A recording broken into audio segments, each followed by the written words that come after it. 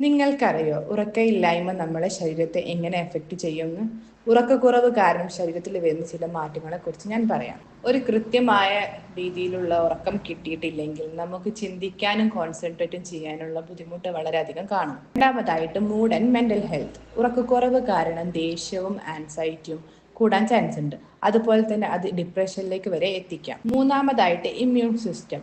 Less sleep weaker immune more sickness എന്നാണ് പറയുന്നത്. ഉറക്കക്കുറവ് കാരണം നമ്മളുടെ ഇമ്മ്യൂൺ സിസ്റ്റം വീക്ക് ആയതുകൊണ്ട് നമുക്ക് കുറേ അസുഖങ്ങൾ വരുന്നു. നാലാമത്തത് വെയിറ്റ് ഗെയിനും ഹോർമോണൽ ചേഞ്ചസും. ഉറക്കമില്ലായ്മ നമ്മുടെ ഹങ്കർ ഹോർമോൺസിനെ എഫക്റ്റ് ചെയ്തിട്ട് അത് ക്രേവിങ്സിലേക്കും വെയിറ്റ് ഗെയിനിലേക്കും നമ്മളെ എത്തിക്കും. അഞ്ചാമത്തത് ഹൃദയാരോഗ്യം. കുറേ കാലമായി ഉറക്കക്കുറവുള്ള ആളുകളിൽ നമുക്ക് ഹാർട്ട് ഡിസീസും സ്ട്രോക്കും വരാനുള്ള ചാൻസ് ഉണ്ട്. പ്രോപ്പറായിട്ട് 6 to 8 hours കണ്ടിന്യൂസ് സ്ലീപ്പ് നമുക്ക് ആവശ്യമാണ്. ഇതില്ലെങ്കിൽ നമുക്ക് കുറേ ആരോഗ്യ പ്രശ്നങ്ങൾ വരാനുള്ള ചാൻസസ് ഉണ്ട്.